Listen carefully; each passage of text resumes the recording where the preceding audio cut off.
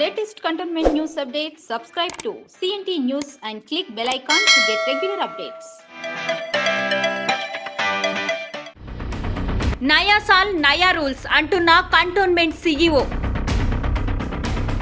Cantonment వాసుల దశాబ్దాల కలను సాకారం చేయడంలో ఆయన పాత్ర ఏంటి? పక్షం రోజుల క్రితం బోర్డు ఆమోదించిన ఎఫ్ఎస్ఐ సడలింపులతో స్థానికులకు ఒరిగే ప్రయోజనమేంటి? ఈ నిబంధనలను ఎప్పటి నుంచి అమలు చేయబోతున్నారు? ఇన్నేళ్లలో కూల్చేసిన ఇళ్ల మాటేమిటి?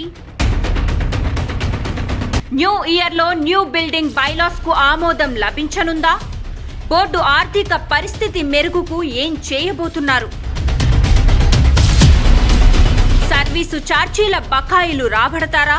టీపీటీ నిధులు తిరిగి రప్పిస్తారా? ఆయా అంశాలపై board CEO B Ajit Reddy exclusive interview.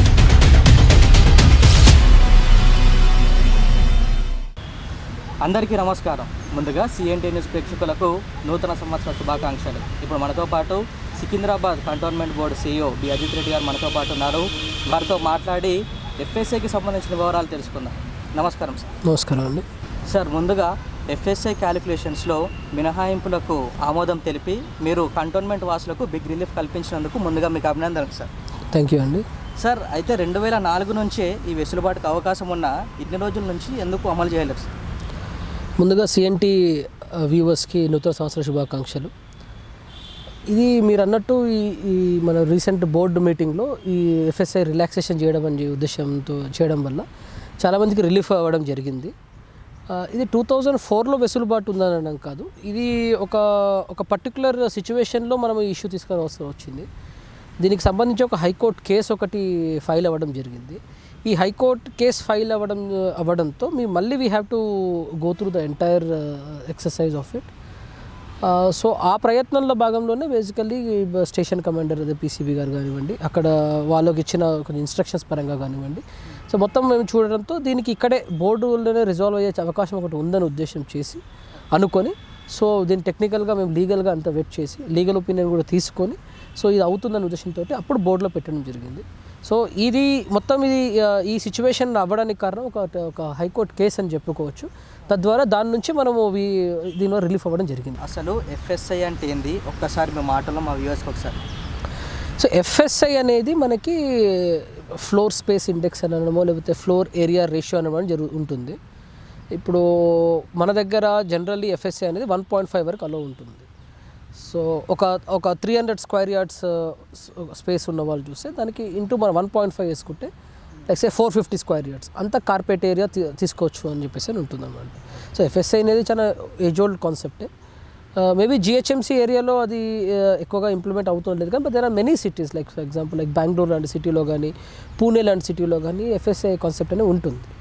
So ఇక్కడ మనకి ఈ ఓవర్ క్రౌడింగ్ ఉండకూడదు, ఎక్కువగా కన్స్ట్రక్షన్స్ ఉండకూడదు అనే ఉద్దేశంతో దీని ఎఫ్ఎస్ఐ అనేది తీసుకురావడం జరిగింది.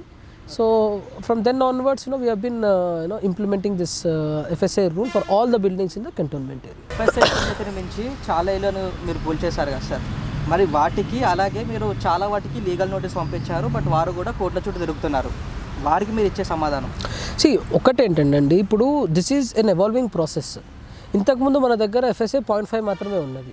సో 0.5 ఎఫ్ఎస్ఐ మాత్రం ఉన్నప్పుడు 0.5 కన్నా ఎక్కువ చేసిన వాళ్ళు అనేది అన్ఆథరైజ్ కన్స్ట్రక్షన్స్ కింద లెక్క చేస్తున్నారు. సబ్సిక్వెంట్లీ మన ఎఫ్ఎస్ఐ అనేది 0.5 నుంచి 1.5కి పెరిగింది. 1.5 పెరిగిన తర్వాత 1.5 కన్నా ఎక్కువ ఉన్న వాడికి అన్ఆథరైజ్ కన్స్ట్రక్షన్ చేస్తారు. So as time progresses, as మన రూల్ పొజిషను, లా పొజిషను, లీగల్ పొజిషను చేంజ్ అయినప్పుడు సో ఆబ్వియస్లీ చేంజ్ అవుతూ ఉంటాయి.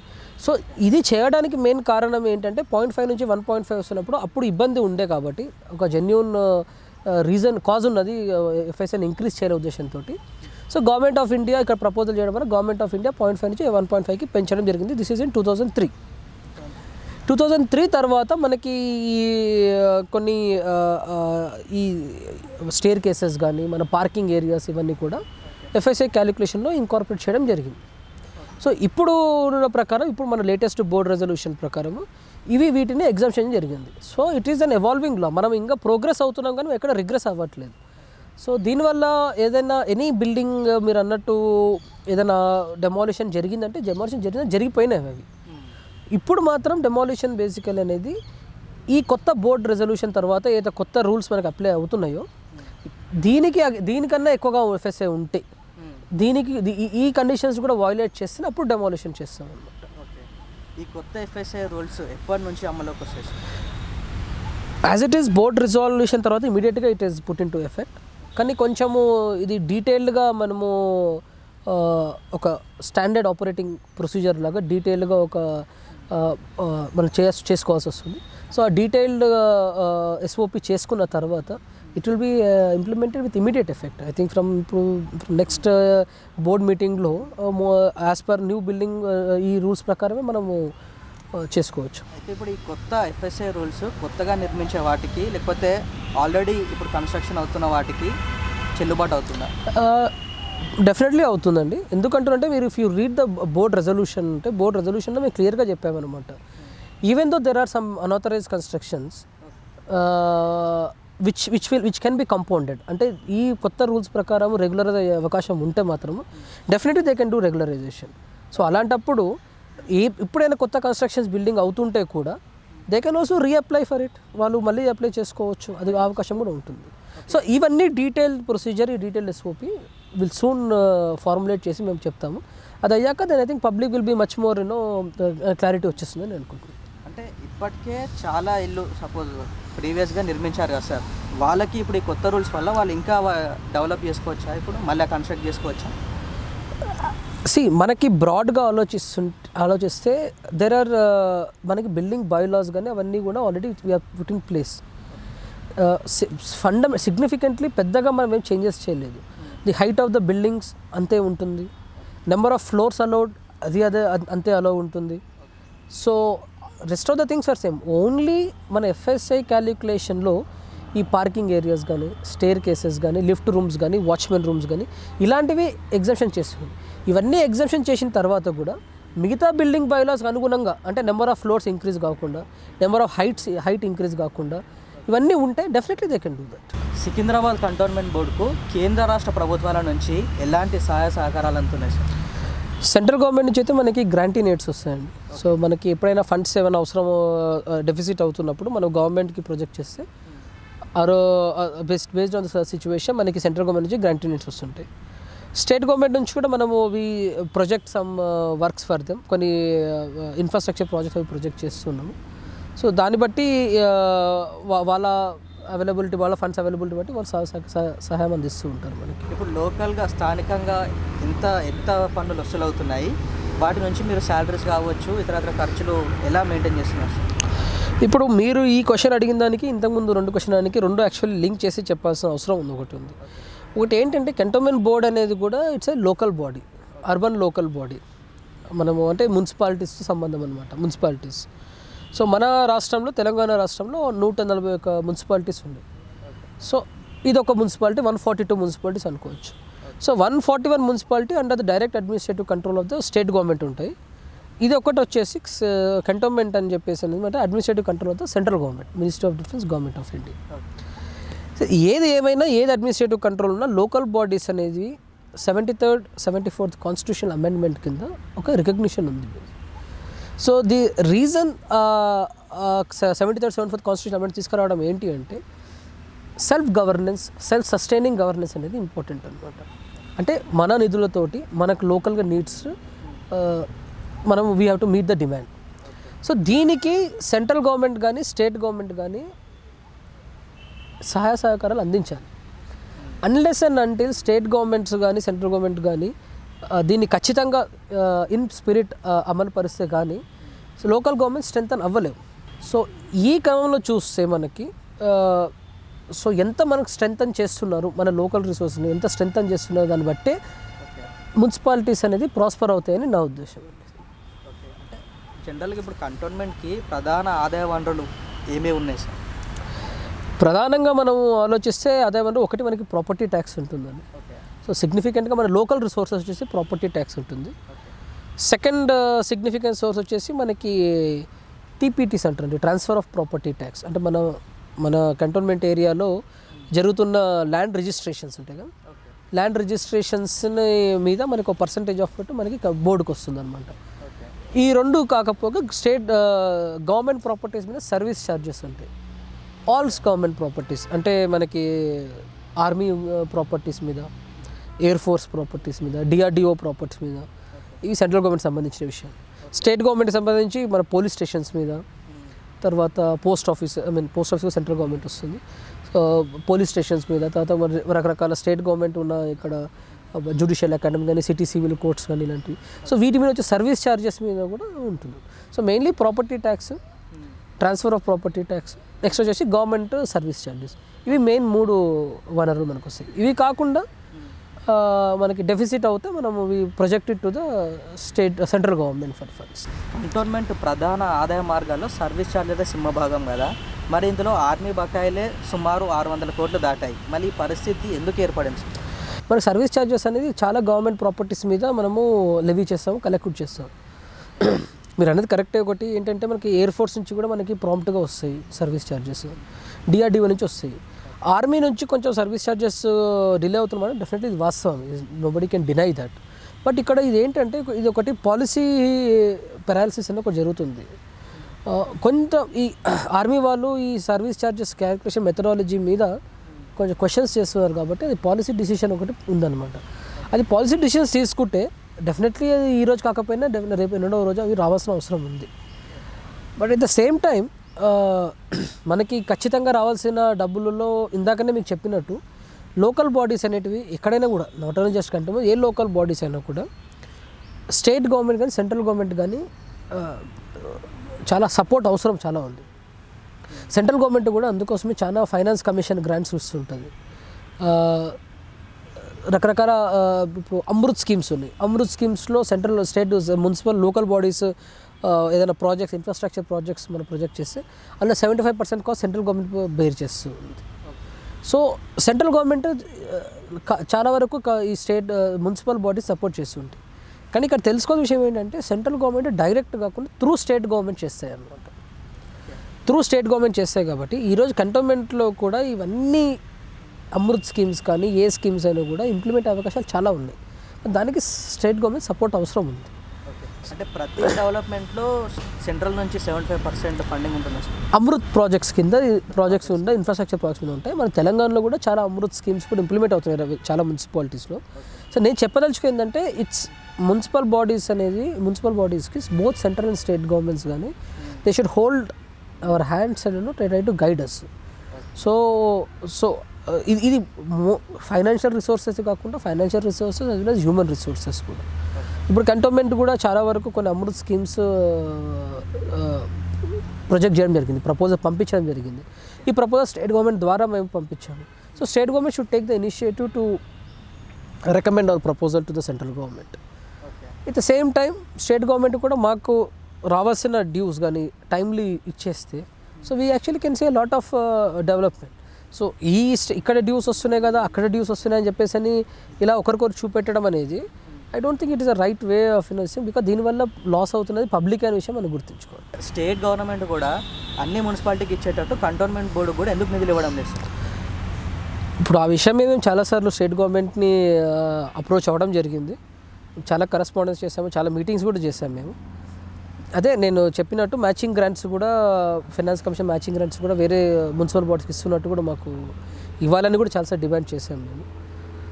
So on many fronts we're asking them, we have been projecting them the cause issues that are there in the cantonment area. So again and again I keep saying that state government gaani central government gaani any other things local bodies ki gaani support cheyakapothe so public chaala ibbandi pade avakasham undi. So though we may be an administrative control of the central government, MOD kindiki mem raavochu, but 90% of the residents of the cantonment are civilians. 90% population, I think more than 90% population civilians ఉంటారు. So just like they have their own private properties, ఇక్కడ వాళ్ళ commercial shops ఉన్నాయి, establishments ఉన్నాయి, అన్నీ ఉన్నాయి.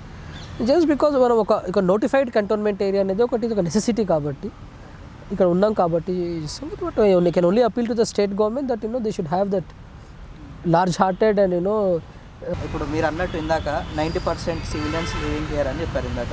మరి cantonment board మీద ఎప్పుడు ఆర్మీ అధికారులే పెత్తనం చెలాయించడం తప్ప ఈ బోర్డు పరిస్థితిని పట్టించుకోరా వాళ్ళ తరపు నుంచి? ఇది వాస్తవం ఏం కాదండి, ఇది అనుకోవచ్చు బేసికల్లీ.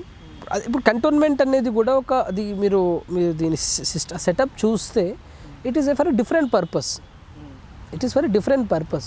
సో ఆ కంటోన్మెంట్ అనే క్యారెక్టర్ని లూజ్ కాకుండా at the same time civilian ఇష్యూస్ని కూడా మనము సాల్వ్ చేసుకోవాల్సిన అవసరం ఉంది. అందుకోసం మనకు ఒక ఎలక్టెడ్ బాడీ ఉంది, half of the elected body and half are nominated and ex officio body ఉంటుంది అన్నమాట. ఎక్స్ అఫిషియో మెంబర్స్ ఉంటారు కంటోన్మెంట్ బోర్డులో. సో ఆ క్యారెక్టర్ యూనిక్నెస్ ఆఫ్ క్యారెక్టర్ చేయడానికి ఒక ఆర్మీ వాళ్ళు కూడా స్టేషన్ కమాండర్ పీసీబీ కాకుండా కూడా ఇంకొక ముగ్గురు అలా ఉంటారనమాట. సో ఇది వాళ్ళు ఏదో పెత్తనం చేస్తారు, రాజమహి చేస్తారని చెప్పేసి అని ఇట్ ఈస్ ఒక పర్సెప్షన్ అంటే క్రియేట్ అయిపోయింది. But most of the discussions in the meeting మీరు చూస్తే కూడా they are definitely they go with majority. And నేను ఇక్కడ వచ్చాక కూడా నాకు most of all I never had any kind of this thing. Elected members ఉండేవారు, ఇప్పుడు సివిలియన్ నామినేటెడ్ మెంబర్ ఉండేవారు. వాళ్ళ views are definitely taken into consideration. Genuine issues ఏమున్నా కూడా డెఫినెట్లీ వీ అడ్రస్ ఇట్. ఎప్పుడు ఏ మీటింగ్లో కూడా ఎవరు ఏ మెంబర్స్ మీటింగ్లో కానీ ఎక్కడ కూడా ఏ ఇష్యూస్ కూడా మేము అడ్రస్ చేయకుండా అలా ఏం చేయలేదండి. All these issues are being considered. Having said that కొన్ని issues there are there which are of national security and కొన్ని ఇంపార్టెంట్ ఉంటాయి. సో అక్కడ కొంచెం ఆర్మీ వాళ్ళు they try to have their say, but it is also rightly to be they వాళ్ళ domain కాదు, వాళ్ళు వదిలేయడం బెటర్ కదా basically. Other than that I think there is no issues as such. Definitely there are certain small skirmishes here and there that can be resolved in the board. Sir actually కంటోన్మెంట్లో సుమారు 4 లక్షల మంది జనాభా ఉన్నారు కదా, మళ్ళీ 4 లక్షల మంది జనాభాకు మీరు కేవలం బోర్డులో 400 స్టాఫ్తోని ఎలా పాలన కొనసాగిస్తున్నారు? ఒకటి ఏంటంటే ఇప్పుడు ఫస్ట్ ఆఫ్ ఆల్ మనకి గవర్నమెంట్లో అన్ని సెక్టర్స్ ఎఫెక్ట్ అయినట్టు మనది కూడా ఎఫెక్ట్ అయిపోయింది. ఎంప్లాయ్మెంట్ అని చెప్పేసి అనేది కూడా ఒక పీరియడ్ ఆఫ్ టైం తగ్గిస్తూ వస్తుంది. And most of the services are being contracted outsourced and so it is a trend which is there everywhere. It is not something specific, మనకే స్పెసిఫిక్ అని అనుకోవట్లేదు. సో ప్రతి దగ్గర ట్రెండ్ ఉన్నట్టు మనం కూడా అవుట్సోర్స్ చేస్తున్నాము.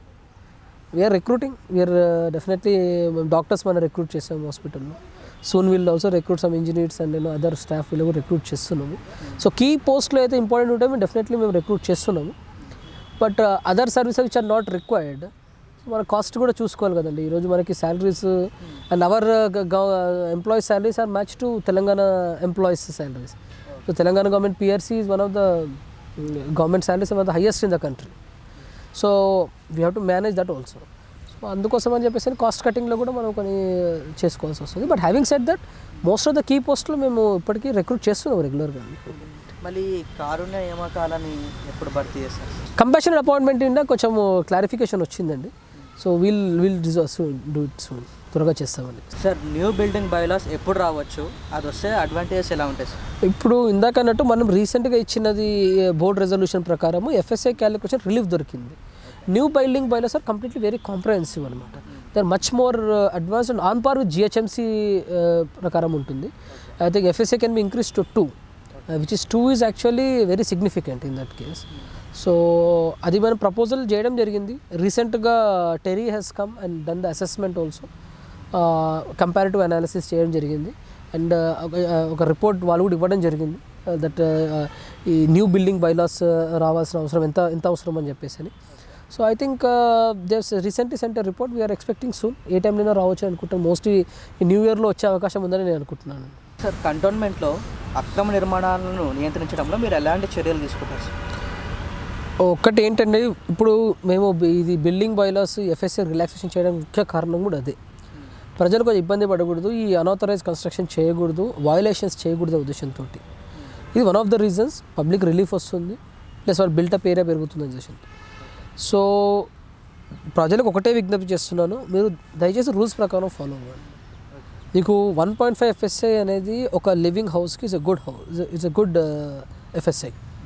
మంచి బిల్టప్ ఏరియా వస్తుంది, మీకు లివింగ్ స్పేస్ వస్తుంది. సో దాన్ని వయలేట్ చేయడానికి ప్రయత్నం చేయకండి. డెఫినెట్లీ వయలేట్ చేయకుండా ఉండడానికి ప్రయత్నం చేస్తున్నాం. బికాస్ మేము ఆల్రెడీ అందుకోసం ప్లింత్ సర్టిఫికేట్ ఇస్తున్నాం ముందు. ఆ ప్లింత్ చెక్ చేసిన తర్వాతనే మేము ఫైనల్ బిల్డింగ్ ప్లాన్ శాంక్షన్ చేస్తున్నాం. అయినా కూడా we're going to do that. మా దృష్టికి వస్తే వెంటనే మేము ఆపేస్తాం. కొంచెం లేట్ స్టేజ్లో మా దృష్టికి వచ్చినా కూడా మేము డెఫినెట్లీ దాన్ని కూల్చాల్సిన అవసరం ఉంది. మాకు కూడా కూల్చడం అనేది it is not a very good or ideal thing for us to do. But లాని ఎన్ఫోర్స్ చేయాలి కాబట్టి కొంచెం హార్ష్గా ఉండాల్సి వస్తుంది. సో పబ్లిక్ ఒకటే విజ్ఞప్తి, నా ఎఫ్ఎస్ఐ కొంచెం రిలాక్సేషన్ అయ్యింది, మనకి మంచి లివింగ్ స్పేస్ వస్తుంది కాబట్టి so try to go as per law, rule ప్రకారం కట్టుకుంటే బెటర్ అనే ఉద్దేశం. ఇంకొక చిన్న డౌట్ సార్, ఇప్పుడు ఆల్రెడీ మీరు ఇప్పుడు కోర్టులో చాలామంది తిరుగుతున్నారు కదా సార్, ఇప్పుడు మీరు నోటీస్ ఇవ్వడం వల్ల అయితే మీరు ఈ కొత్త రూల్స్ ప్రకారం వాళ్ళకి చాలామంది కూల్చేశారు, కొన్ని వాళ్ళ స్పేస్ని ఏదైతే కూల్చేశారో వాళ్ళకి మీరు ఏమైనా పరిహారం ఇచ్చే అవకాశం ఉందంటారా ఇప్పుడు ఈ రూల్స్ వస్తారు? ఇప్పుడు అదే చెప్పానండి మీకు, లా అనేది ఎవాల్వ్ అవుతూ ఉంది, రూల్ పొజిషన్ ఎవాల్వ్ అవుతూ ఉందన్నమాట. ఆ రోజు ఆ రూల్ పొజిషన్ ఆ లా ఉన్నప్పుడు దానికి అనుగుణంగా మేము యాక్ట్ చేస్తాం. రేపన్నా లా చేంజ్ అయిపోతే, రూల్ పొజిషన్ చేంజ్ అవుతే దానికి అనుగుణంగా యాక్ట్ చేస్తాం. సో దానికి పరిహారం ఇవ్వలేమని అని చెప్పేసి అనేది I think it's not a right question to ask. అలాంటిది ఏమి ఉండదు. ఇప్పుడు ఈ రోజు ఉన్న పరిస్థితుల్లో ఈ రోజు రూల్ పొజిషన్ ప్రకారం వైలేట్ అయితే అవుతుంది. ఇప్పుడు ఈ రూల్ పొజిషన్ ఒక 5 years 10 years డౌన్ వైలేట్ అవుతుంది కదా, మరి అప్పుడు మీరు వైలేట్ చేసిన వాళ్ళకి పరిహారం ఇస్తారని కూడా దిస్ ఇస్ నో పాయింట్ కదా.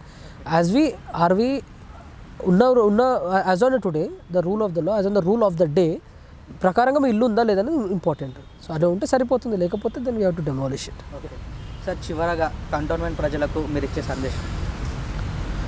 Well, first of all I wish you very happy new year for all the cantonment residents అండి. And let's do much better in this year. I need all the cooperation of all the residents of the cantonment. And మనం అనుకుంటే we can actually develop this cantonment in a good way. Let's all be law abiding citizens and at the same time let's be peace living citizens. Thank you sir. మీ విలువైన సమయాన్ని మాకు కేటాయించినందుకు ధన్యవాదాలు sir. ఇది Secunderabad cantonment board CEO B Ajit Reddy గారితో special interview. Keep watching CNT news. Is Gautam Kumar signing off. For latest cantonment news updates, subscribe to CNT News and click bell icon to get regular updates.